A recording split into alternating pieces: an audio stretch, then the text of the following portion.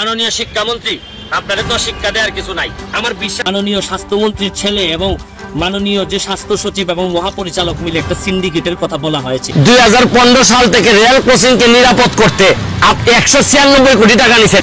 আসসালামু আলাইকুম ভিউয়ার্স, দেশ ও দেশের বাহির থেকে যারা আমার ভিডিওটি প্লে করেছেন, জানাচ্ছি আন্তরিক শুভেচ্ছা ও অভিনন্দন। আশা করি সবাই ভালো আছেন, সুস্থ আছেন, আলহামদুলিল্লাহ। তো ভিউয়ার্স, সংসদে দাঁড়িয়ে সাহসী এমপি ব্যারিস্টার সুমন প্রধানমন্ত্রীর সামনেই স্বাস্থ্যমন্ত্রী, রেলমন্ত্রী সহ শিক্ষামন্ত্রী যারা অনিয়ম দুর্নীতির সাথে ব্যাপকভাবে জড়িত হওয়ার কারণে বর্তমান বাংলাদেশের নাগরিকরা বিভিন্নভাবে কষ্ট পেয়ে যাচ্ছে, তাদেরকে সরাসরি চোর বলে আখ্যায়িত করলেন ব্যারিস্টার সুমন। তার এই সাহসিকতায় প্রধানমন্ত্রী শেখ হাসিনা ব্যাপকভাবে বিব্রত। ভিউয়ার্স, আসুন সরাসরি আমরা তার বক্তব্য না শুনলে অনেক মিস করবো। যাওয়ার আগে ছোট্ট রিকোয়েস্ট করবো, যারা এখনো চ্যানেলটি সাবস্ক্রাইব করেনি, নিয়মিত দেশের সকল আপডেট সবার আগে অবশ্যই চ্যানেলটি সাবস্ক্রাইব করে পাশে রাখবেন। ভিউয়ার্স, আসুন মাননীয় শিক্ষামন্ত্রী আপনাদের তো শিক্ষা দেওয়ার কিছু নাই। আমার বিশ্বাস যে আপনি জানেন মাননীয় শিক্ষামন্ত্রী, যে কোনো ভদ্রলোক যদি আওয়ামী লীগ করে আর সে যদি দুর্নীতির সাথে জড়াই যায়, আমি যদি নিশ্চিতভাবে বুঝি সে মানুষের ক্ষতি করতেছে, সে দেশের ক্ষতি করতেছে, সে দুর্নীতিবাজ, তাইলে বঙ্গবন্ধুর আদর্শ হচ্ছে গিয়ে দুর্নীতিবাজ কখনো আওয়ামী লীগের হইতে পারে না। এবং দুর্নীতি করলে সে আদর্শটারে ব্যবহার করতেছে, সে তার ব্যক্তিগত সুবিধার জন্য সে আওয়ামী লীগকে ভালো চায় অথবা সে দেশের ভালো চায়, এই কোনো কাজ না, বা বঙ্গবন্ধুরে ভালোবাসে এটা না। এই সেলিম খান আপনিও তো জানেন, সে আগে জাতীয় পার্টি করতো, জাতীয় পার্টি থেকে আইসা এখন আওয়ামী লীগের নামধারী হয়েছে। আর আপনি আওয়ামী লীগে করে এই কারণে আপনি বলে দিলেন আপনার কনস্টিটিউয়েন্সিতে আপনি 15টা ডিও লেটার দিলেন। আমার আর কোনো কিছু বলার নাই। মাননীয় শিক্ষামন্ত্রী, আপনি সেলিম রে দরকার হলে আনারকলি দিয়ে দেন, তারপর চাঁদপুরটা দিয়ে দিয়েন না, কারণ চাঁদপুরের মানুষও তো এখানে বেঁচে থাকতে হবে। যদি এই রিপোর্ট অনুযায়ী দেখলাম যে এইভাবে বালু তোলার কারণে 3 থেকে 4 জায়গা যে শহর রক্ষাবাদ চাঁদপুর এটা দেবে গেছে, তারপরও শহরটাকে ধ্বংস করতে দিবেন, এক সেলিম খানের কাছে সব দিয়ে দিবেন। প্রশ্নটা একেবারেই অবান্তর। মাননীয় সংসদ সদস্য ঢালাও কথা অনেক কিছু বলা যায়, কিছু দুর্নীতির কথা বলেছেন এই প্রকল্পটিতে। এটির অবস্থা প্রায় ওই পদ্মা সেতুর মতো। তার কারণ হচ্ছে এখানে জেলা প্রশাসন থেকে প্রাক্কলন দেওয়া হয়েছে, কিন্তু সেই প্রাক্কলন যখন শিক্ষা মন্ত্রণালয়ে এসেছে আমরা এইগুলো দেখে বলেছি যে এই মূল্য হতে পারে না, অতএব সেটিকে বাতিল করে দেওয়া হয়েছে। কাজে এখানে দুর্নীতির কারো হয়তো জেলা প্রশাসনের কারো হয়তো অভিপ্রায় থেকে থাকতে পারে, দুর্নীতি হয়নি, কোনো 1 টাকা পয়সা এদিক ওদিক যায়নি। আপনাদেরকে এটি আমি নিশ্চিত করতে পারি। মাননীয় স্বাস্থ্যমন্ত্রীর ছেলে এবং মাননীয় যে স্বাস্থ্য সচিব এবং মহাপরিচালক মিলে একটা সিন্ডিকেটের কথা বলা হয়েছে। এই যে দুর্নীতির অভিযোগ, যে স্বাস্থ্যমন্ত্রী পিপিই বলতে পারে না, বলে পিপিপি, মানে হচ্ছে গিয়ে তার মাথায় হচ্ছে গিয়ে পার্টনারশিপ বিজনেস ছাড়া তার মাথায় কিচ্ছু নাই।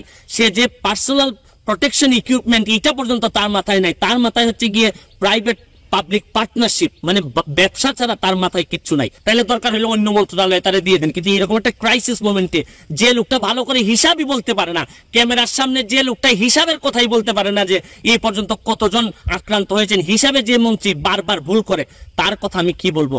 একটা আলী রাদিয়াল্লাহুর একটা কথা বলতে চাই। আলী রাদিয়াল্লাহু বলেছেন যে আপনি কখন বুঝবেন যে এই সমাজ নষ্ট হয়ে গেছে, কখন বুঝবেন যে এটা কিয়ামতের লক্ষণ, যখন দেখবেন মূর্খরা এই বিভিন্ন মন্ত্রণালয়ে মন্ত্রী হয়ে বসে আছে, যখন দেখবেন ধনীরা কৃপণ হয়ে গেছে, যখন দেখবেন যারা গরিব আছে তারা ধৈর্য হারা হয়ে গেছে। আমরা তো এরকম কিয়ামতের দিকে রওনা দিচ্ছি মাননীয় নেত্রী। আপনি একটা লোককে জিজ্ঞেস করেন যে মাননীয় স্বাস্থ্যমন্ত্রীর ব্যাপারে কোন ধরনের কনফিডেন্স আছে কিনা। এইরকম কনফিডেন্স না থাকলে, যে মন্ত্রীর উপর বিশ্বাস থাকে না তার উপর এইরকম অবিশ্বাস নিয়ে পৃথিবী থেকে বিদায় নেওয়াটা দুঃখজনক। মাননীয় মন্ত্রী 2015 সাল থেকে রেল ক্রসিংকে নিরাপদ করতে 196 কোটি টাকা নিছেন। তাইলে কোন কারণে মাননীয় রেলমন্ত্রী এই দায় এড়াবেন, এটা আমি প্রথমে জানতে চাই। মানে এত কোটি টাকা নিলেন, নিয়ে গেটম্যানদের নিরাপত্তা বা গেটের নিরাপত্তার জন্য এই টাকা যে কি করছেন আল্লাহ মাহবুব জানে। আপনাদেরকে আরেকটা কথা বলতে চাই, মাননীয় রেলমন্ত্রী আর বাংলাদেশের রেলগুলো দেখলেই দেখবেন একদম পুরাতন। মাননীয় রেলমন্ত্রীর শরীরের অবস্থা আর রেলের অবস্থা প্রায় সেম, যার কারণে দুইটাই বড় কষ্ট হইতেছে চলতে।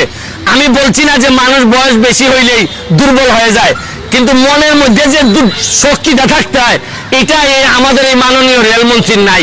অনেক বুড়া বয়সের মানুষের মধ্যেও অনেক তারুণ্য থাকে, কিন্তু এটা ওনার মধ্যে নাই। আরেকটা জিনিস হচ্ছে গিয়ে মাননীয় প্রধানমন্ত্রী আমাদের যাদেরকে মন্ত্রী বানাইছেন এর মধ্যে অনেকেই তারা মনে করেন যে মাননীয় প্রধানমন্ত্রী মানে এটা একটা পুরস্কার দিচ্ছেন, বাসায় বসে ছেলে মেয়ে নিয়ে সংসার করতে হবে, আর এই পুরস্কারটা 5টা বছর ভাতা মনে করে খাইতে হবে। আরে এটা তো ভাতা না, পুরস্কার না, এটা দায়িত্ব দিয়েছেন মাননীয় প্রধানমন্ত্রী। এখন আপনাদের কর্মকাণ্ডের কারণে পুরো সরকার বিতর্কিত হইতেছে। কারণ মাননীয় মন্ত্রী আপনাদেরকে ভালো মনে করে বানাইছেন, আপনারা সততার সাথে যোগ্যতার সাথে আপনারা রেলটার সামনের দিকে নিয়ে যাবেন। খালি ইয়েস করার জন্য আপনাদেরকে বানান নাই, আলটিমেটলি ইয়েস করে দেশটার 12টা বানাই ফেলতেছেন আপনারা। আজকে যে 12টা 11টা ছেলে মারা গেছে, আমি হরফ করে বলতে পারি 11টা ছেলেই মাননীয় রেলমন্ত্রীর চেয়ে বেশি কোয়ালিফাইড। আপনারা খবর নিয়ে দেখেন, এরা বাংলাদেশের মাননীয় রেলমন্ত্রী। আমি সম্মান রেখে বলছি, আপনি আজকে মারা গেলে বাংলাদেশের খুব বেশি ক্ষতি হবে না, কিন্তু যে 12টা ছেলে মারা গেছে আপনারা একবার বিবেচনা করে দেখেন। আজকে আমার ভাই যে ছেলেটার মা বাবা জানে কি হারাইছে, একমাত্র এই ছেলেটা ইনকাম করার সম্ভাবনা ছিল, এরা জানে কি হারাইছে। গেটম্যানে মামলা দিয়ে মনে রাখেন দুনিয়াতে রাজত্ব করতেছেন তো আপনারও তো রেলমন্ত্রী, মাননীয় রেলমন্ত্রী, আপনারও ছেলে মেয়ে আছে, ব্যারিস্টার বানাইছেন, সুরক্ষিত করছেন এদেরকে, কিন্তু কাদেরকে অরক্ষিত করে দিচ্ছেন একবার বিবেচনায় নেন। আমার কথা পছন্দ হবে না, আমারে ধ্বংস করে দেন, কিন্তু নিজেরা শুধরাই যান। বঙ্গবন্ধুর সোনার বাংলা আপনাদের মতো লোকদের দিয়া আর যদি আরো 500 বছরে যায় তাও এই সোনার বাংলা হবে না। এই ফ্যামিলিগুলোর ক্ষতিপূরণ কে দিবে? এই 11টা ফ্যামিলি রাস্তায় বসে যাবে। এদের দায় যদি রাষ্ট্র নিতে না পারে, এই দেশ মানুষ কোনোদিন এই দেশে মানুষের দেশপ্রেম হবে না। এরপর মাননীয় প্রধানমন্ত্রীর কাছে বলি, এইসব গলদ দিয়ে হাল চাষ হয় না। মাননীয় প্রধানমন্ত্রী এদেরকে বদলাইয়া ভালো লোক, বঙ্গবন্ধুর আদর্শের প্রকৃত যোগ্যতা সম্পন্ন তরুণদেরকে দিয়ে এগুলা চালান। দর্শক, স্ক্রিনে আমরা সে সম্পর্কে বিস্তারিত জানলাম ব্যারিস্টার সুমনের কাছ থেকে। এই বিষয়ে আপনাদের মতামত কমেন্টে জানান, কেউ ভিডিওটি স্কিপ করবেন না। বর্তমানে সোশ্যাল মিডিয়াতে ব্যাপকভাবে সমালোচনার জন্ম নিয়েছে মিল্টন সামাদ্দার। কেননা বৃদ্ধাশ্রম খুলে বিভিন্ন মানুষদেরকে সেখানে স্থান দিয়ে তাদের বিভিন্ন অঙ্গ প্রত্যঙ্গ, কিডনি বা বিভিন্নভাবে মানসিক হ্যারাসমেন্টের নানা ধরনের সত্যতার চিত্র প্রকাশ পাচ্ছে। আসুন সরাসরি আমরা সেই বাস্তবতা নিয়ে আজকের প্রতিবেদন দেখব। মিল্টন সমাদ্দারের অপরাধ আর বেনজিরের অপরাধ এক নয়। আজকে আওয়ামী সরকার কি করছে? নতুন একটা ইস্যু সামনে দাঁড় করিয়ে দিয়েছে আমাদের। এই ইস্যুতে নাচানাচি করতে গিয়ে কি হলো? বেনজির আর ওই ফরিদপুরের ঘটনা আমরা ভুলে যেতে বসলাম। এই বেনজির সাহেবের আমল নামা যদি পুরোপুরি জনগণের সামনে উন্মোচিত হয়ে যায়, তাহলে আওয়ামী লীগের অনেক বড় বড় নেতার প্যান্টের গিট্টি খুলে যাবে। আর আওয়ামী লীগ আছে কি করে? পুরো যুদ্ধের ক্রেডিট ওই মোদী সরকারের হাতে তুলে দিয়ে আসছে, যে দাদা আপনারা না থাকলে, আপনারা না আসলে এই দেশ স্বাধীন হতো। ইন্ডিয়াকে হটাতেই হবে, এর বাইরে কোনো রাস্তা নেই। এতে জীবন যাকার থাকুক। বাংলাদেশ পুলিশের সাবেক প্রধান বেনজির আহমেদ, অনেকেই বলেন এই বেনজির সাহেব যখন পুলিশের প্রধান ছিলেন, ডিএমপির কমিশনার ছিলেন, র্যাবের ডিজি ছিলেন, তিনি তিনটা মন্ত্রীর প্রোটোকল একাই ব্যবহার করেছেন, ভোগ করেছেন।